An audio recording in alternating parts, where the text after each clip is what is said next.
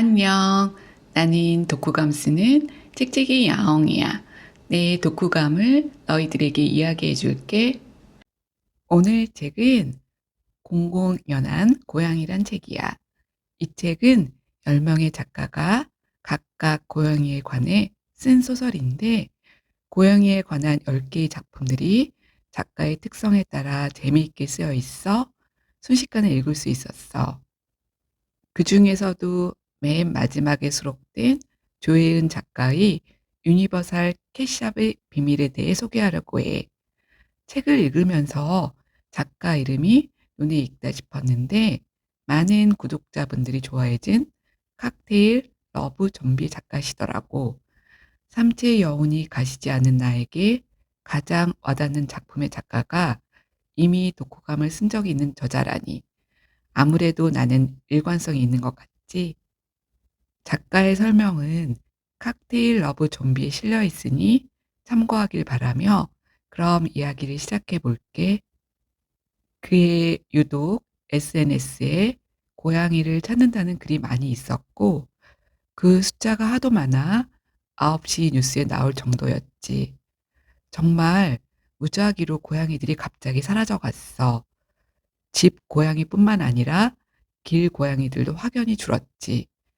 가출인지 납치인지도 미궁이고, 특히 이상하게도 곳곳에 CCTV가 지켜보고 있었지만 이들이 어디 갔는지는 어떠한 화면에도 잡히지 않았어. 소문이 흉흉한 가운데 여러 가지 음모론이 돌았지. 그중 가장 화제를 불러일으킨 것은 세상의 고양이를 멸종시키려는 사이비 세력이 등장했다는 이야기였어. 그리고 그 소문 탓에 사이비 종교 몇 개가 무너졌지만 사라진 고양이들은 돌아오지 않았던 거야. 고양이들은 어디에 갔을까? 가족을 잃은 사람들은 슬퍼했고, 갖은 노력을 해도 찾지 못해 지쳐갔으며, 길거리 전봇대들마다 고양이들을 찾는 전단지가 빼곡히 붙어 있었어. 나도 그중 하나였지. 며칠을 붙여 너덜해진 체다의 전단지 위에 새 전단지를 겹쳐 붙였어. 체다, 나와 함께 8년을 산 내 가족이었는데. 체다가 사라진 것은 지극히 평범한 주말 오후였고, 그날도 체다는 소파에서 따스한 햇살과 살랑이는 바람을 맞으며 자고 있었지. 하지만 그게 마지막이었어. 화장실에서 잠깐 씻고 나왔을 때 체다가 사라진 거야. 분명히 잠갔던 현관문이 살짝 열려 있었고, 체다는 온데간데 없었지. 사람을 고용하고 유기묘 보호소를 전전했지만 찾을 수가 없었어. 며칠을 찾다가 지쳐 울며 잠들었을 때 체다 꿈을 꾸었지. 체다는 내 이마에 앙증맞은 발을 올리고 위로라도 하듯 톡톡 두드리며 입을 열었는데, 그 작은 입에서 사람말이 튀어나왔어. 너무 걱정하지 마. 나는 잘 지낼 거야.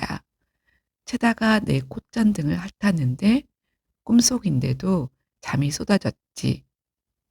체다가 사라지고 일주일이 지난 후 고양이를 잃어버린 사람들의 모임에 갔다 위로를 받기는커녕 더 슬퍼져 거기를 뛰쳐나와 울며 정처 없이 걷다 정신 차려보니 낯선 동네였어. 서울에 이런 곳이 있나 할 정도로 황량한 곳이었지. 멀리 불빛이 보였는데 불빛은 빨강에서 초록, 초록에서 노랑으로 색을 바꿔가며 깜빡였어. 그곳을 향해 걸어가니 네온 사인 간판에 유니버설 캣샵, 고양이 용품 전문이라고 쓰여 있는 창고형 건물이 있었지. 이런 곳에 누가 와서 사가기라도 할까? 아마 인터넷 판매 전용인가 보다 하며 건물 안으로 들어갔어. 들어가자 카운터에 앉아있는 직원이 일어나 "찾으시는 거 있으세요?" 하고 물었지. 직원의 눈은 동그랗고 목소리가 가늘어서 꼭 고양이 같았는데, "우주의 모든 고양이들을 위해" 라고 적힌 티셔츠를 입고 있었어.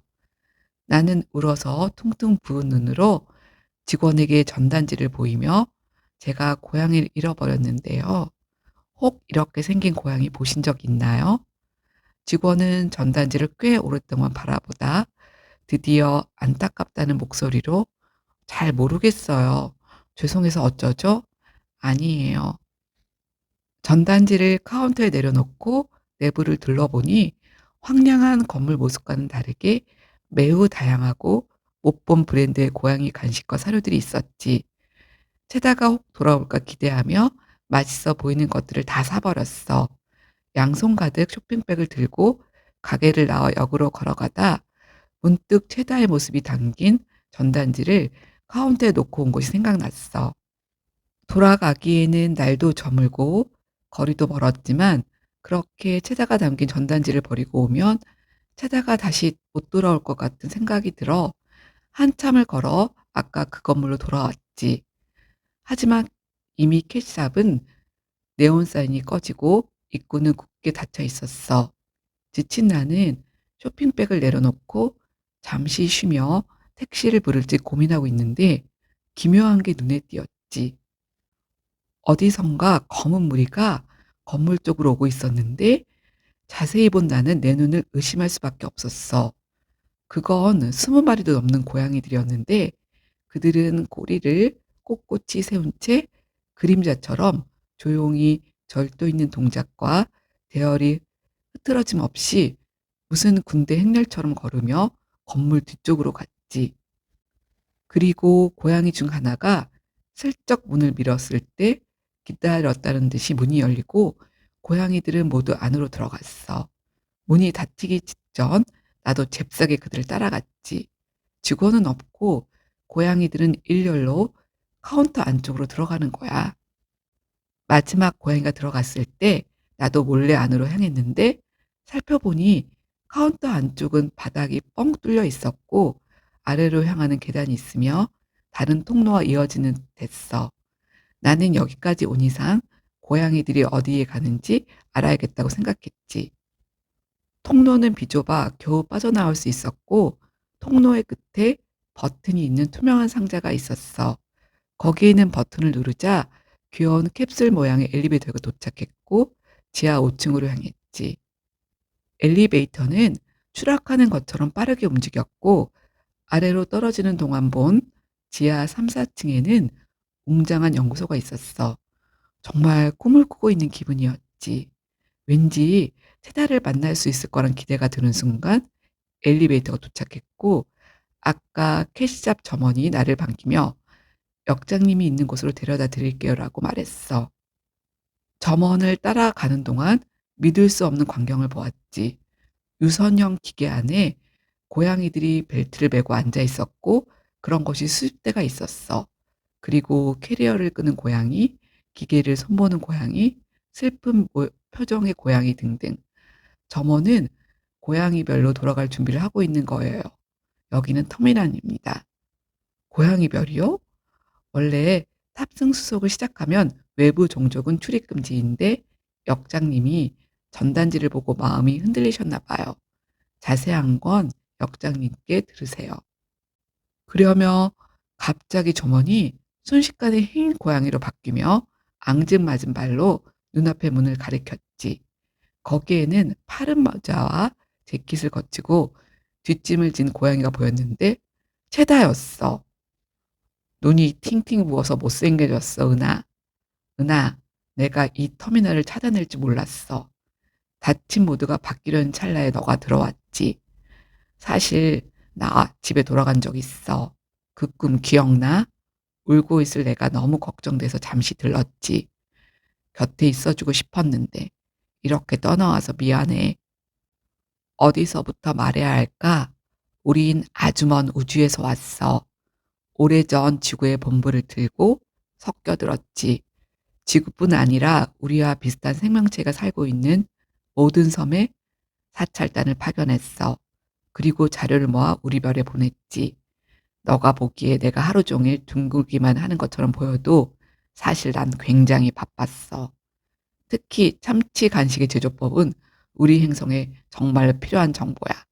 그렇게 맛있는 건 처음 먹어봤지. 우린 꽤 오랜 시간 공들여서 정보를 수집했어. 그 사이 지구에 털을 잡은 동료도 있고 좋지 않은 일을 당한 동료도 있었지.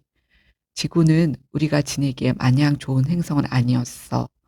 좋은 인간들도 많지만 아닌 인간들도 많았고 그들이 만든 기계와 시스템, 사나운 원주민 고양이까지 우리를 위협했지.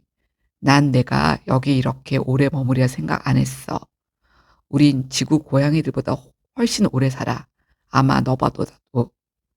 우리 처음 만날 때 기억해? 험악한 지구 고양이들에 둘러싸여 있던 걸 너가 도와줬잖아. 난 너가 날 뚱뚱하다고 놀려대는 것만 빼곤 좋았어. 너랑 더 있고 싶었지만 고향별에서 귀환 명령이 떨어졌지. 아마 좋지 않은 일이 생긴 것 같아. 우린 한 달 전부터 고향으로 돌아갈 준비를 하고 순서대로 우주선을 출발시켰지. 그리고 오늘이 마지막 우주선이 출발할 거야. 그럼 다시 돌아오지 않아? 나는 울먹이며 물었어. 나도 어떨지 모르겠어.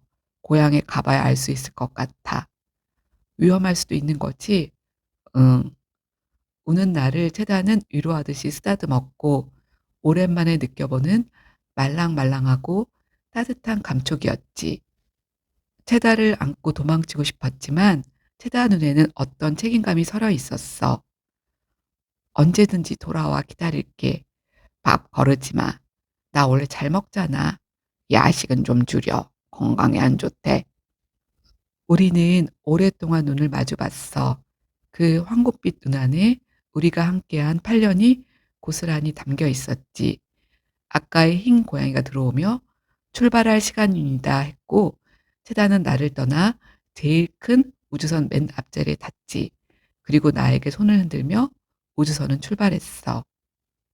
캣샵의 천장이 열리며 까만 밤하늘로 우주선이 향했지. 나는 팔을 크게 흔들며 테다에게 그리고 지구에 머물다 돌아가는 모든 고양이에게 인사를 보냈어. 저들이 무사히 고향에 도착하길, 나름의 문제가 잘 해결되길, 그래서 평화가 찾아와 다시 지구에 돌아오길 바라며. 그날 전 세계 곳곳에서 날아오르는 별똥별들이 목격되었지. 우린 사랑하는 반려견이나 반려묘가 죽으면 종종 강아지별이나 고양이별로 간다고 말하곤 하지. 하지만 이렇게 조 작가처럼 구체적으로 생각해 본 적은 없는 것 같아. 삼체를 읽고 그 여운이 남아있는 때 읽은 소설이라 더욱 의미가 있게 느껴져. 은하를 떠났던 체다는 무사히 고향별의 일들을 마치고 다시 은하의 품으로 돌아왔을까?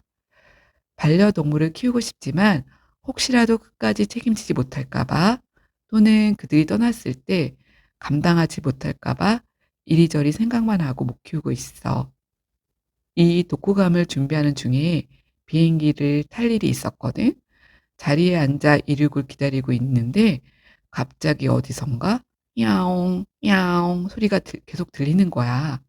순간 너무 놀란 나는 내가 짹짹이 야옹이라 이제 이런 환청까지 들리나?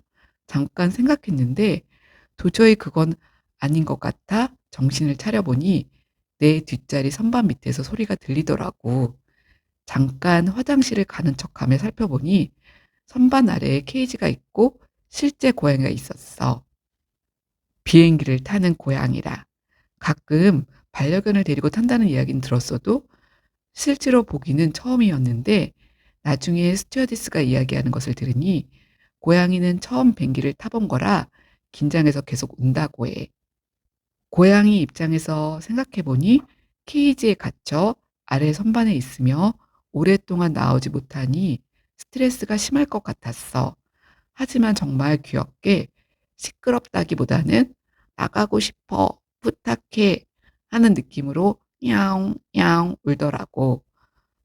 나는 고양이한테는 미안했지만 그 소리를 음악 삼아 편안함을 느끼며 잠에 들었어. 의외의 장소에서 고양이 소리를 들으니 꼭 공중 속 비행기가 아닌 어느 시골집 푯마루에 누워 있는 편안한 느낌이었지. 이제 곧 크리스마스야. 모두들 해피 메리 크리스마스 되고 추운 겨울 감기 조심하길. 우린 곧 만나. 빠빠이.